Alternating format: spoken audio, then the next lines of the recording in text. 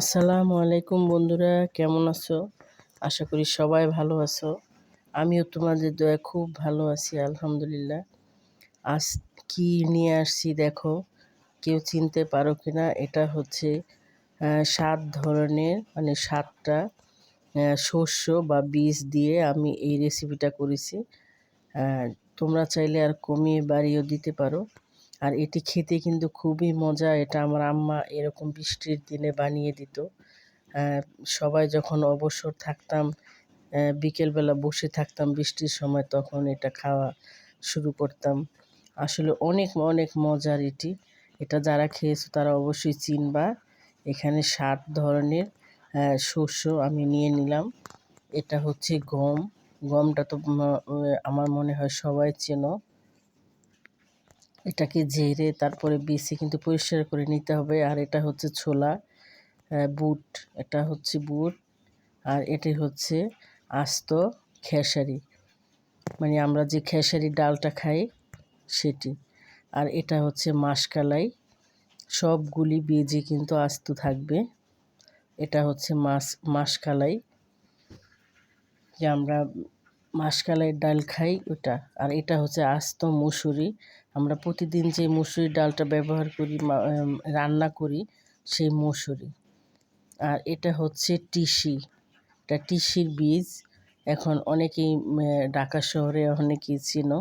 আর এটি তো চাল, এটা তো তোমরা জানো। এটা এটা একটু লালচে চাল নিলে এটা ভালোভাবে ফুটবে, এজন্য আমি এই চালটা একটু বড় বড় চাল, এটা যেন সুন্দরভাবে। এখন আমি এই সবগুলি ভেজে নিব, তাহলে খুব সহজেই কিন্তু এটা বানানো যায়। তোমরা বাসায় অবশ্যই ট্রাই করবা আর দেখবা যে কেমন খেতে। এটা আমি সবই ঢাকা শহরে কিন্তু এখন সব পাওয়া যায় কিনতে। আমি এটা কিনে নিয়েছি। এখন আমি প্রথমে ভাজবো তিসি। তিসিটাকে ভেজে নিতে হবে, কেননা এটার বীজটা কিন্তু একেবারে ছোট ছোট। এটা চালনি দিয়ে চেলে এটা আলাদা করা যাবে না, এই জন্য আমি একটু লবণ ছিটিয়ে একটু পানি দিয়ে মেখে নিলাম। একটু লবণ না দিলে ভালো লাগবে না। এটা আগে ভেজে তারপরে এটা আলাদা করে তারপরে সবগুলি অন্যগুলি ভেজে নেব। তবে ওগুলিতে বাকি যেই শস্যগুলি আছে ওগুলিতে কিন্তু লবণ লাগবে না, কেন আমি লবণ দিয়েই ভাজবো। এখন এটা ভেজে নেব। এটা কিন্তু বেশি সময় লাগে না। আমি দিয়ে দিলাম। কড়াইটা কিন্তু একটু বেশি হাই হিটে দিয়েই ভাজতে হবে। সবগুলি হাই হিটে দিয়ে ভেজে নিতে হবে। এটা একটু ফুটে যখন দেখব যে এটা, এই যে এখন কিন্তু এটা হয়ে গেছে, এটা যখন ফুটে উঠবে তখন মনে করতে হবে যে এটা ভাজা হয়ে গেছে। আর না হয় বেশি ভাজলে কিন্তু তিতো হয়ে যাবে। এখন আমি এটা নামিয়ে ফেলবো। এখন দিয়ে দিব লবণ। এখন এই লবণটা গরম হওয়া পর্যন্ত অপেক্ষা করব, নাড়াচাড়া দিয়ে এটা একেবারে মানে হাই হিটে দিয়ে এটাকে গরম করে নিতে হবে। এটা কিন্তু গরম হয়ে গেছে। এটা পুরোপুরি যখন একেবারে গরম হয়ে যাবে তখন আমি দিয়ে দিব। এখন দিয়ে দিলাম মুসুরি, মানে আস্ত মুসুরিটা। এইভাবে করে আমি সবগুলি ভেজে নেব। আর নাড়াচাড়া কিন্তু বন্ধ করা যাবে না, কেননা নাড়াচাড়া বন্ধ করলে যেখানে একটু অল্প থাকবে সেই সাইডটা কিন্তু পুড়ে যাবে।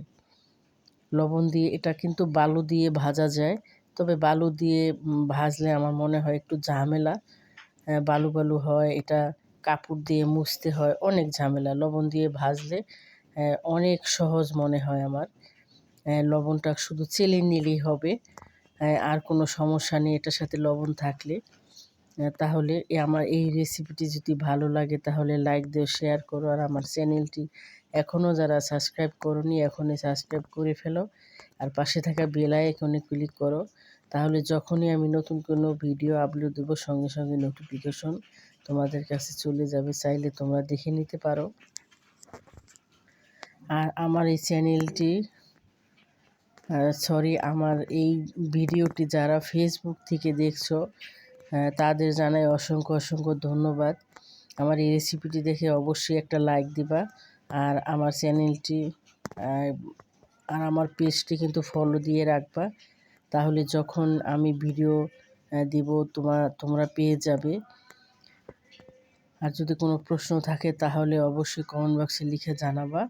এই যে এইভাবে করে আমি একটা চালনি দিয়ে চেলে নেব, তাহলেই হয়ে গেল। আর বালু দিয়ে দিয়ে যদি ভাজতাম তাহলে কিন্তু অনেক অনেক ঝামেলা। এই যে দেখো, ভাজাটা কিন্তু বেশি ভাজবো না, খাওয়ার উপযোগী মতোই ভেজে নেব। এইভাবে করে আমি সবগুলি ভেজে নেব। এই রেসিপিটা কিন্তু অনেক মজার। যারা খেয়েছো আমার মনে হয় তারা বুঝবা যে এটা কত মজার। আর এটা কিন্তু প্রায় 1 মাস রেখে তারপরে কৌটোতে রেখে দিলে অনেক দিন খাওয়া যাবে। আর এটা পছন্দ করবে না এরকম কেউ নেই। এটা শুকনো খাবার, আর এটা সব কিছু মিলিয়ে যখন আমি রেখে দিব তখন কিন্তু মানে অন্যরকম একটি স্বাদ। যারা খেয়েছো তারা ঠিকই বুঝো। তবে এখনও কিন্তু আমরা খেতে পারি। এটি কিন্তু মার্কেটে পাখি বিক্রি করে ওরকম দোকানে, পাখির খাবার বিক্রি করে ওরকম দোকানে কিন্তু এই শস্যগুলো, সব ধরনের শস্য পাওয়া যাবে। অনায়াসে নিয়ে আসা যাবে। এটা আগে তো এখানে পাওয়া যেত না, গ্রাম থেকে সংরক্ষণ করতে হতো। কিন্তু এখন কোনো সমস্যা নেই, এখন সব কিছুই পাওয়া যায়। এখন ভাজা হয়ে গেছে, একটু ঠান্ডা করে তারপরে আমি সবগুলি বীজ আমি একসাথে করব। সবগুলি বীজ একসাথে করে নাড়াচাড়া করে তারপর একটি কন্টেনারে রেখে দেব। যখন প্রয়োজন হবে তখনই খাবো। এটা আমার বাসায় আমি অধিকাংশ সময়ই কিন্তু ভেজে নেই। সবাই পছন্দ করে। তাহলে দেখলে তো কত সহজে কিন্তু এটা বানানো যেতে পারে। আর এটি কোনো, শুধু ভাজতে একটু ঝামেলা। চালটা কিন্তু ভাজার পরে ডাবল হয়ে গেছে। এখন আমি এটা নাড়াচাড়া দিয়ে দেখব।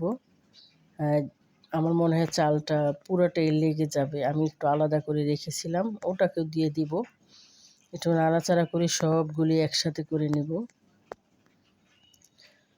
এই যে দেখুন, চালটা কিন্তু অনেকটা ফুলে গেছে, এজন্য ডাবল হয়ে গেছে। বালু দিয়া ভাজলে বা লবণ দিয়ে ভাজলে কিন্তু খুব সুন্দরভাবে ফুটে।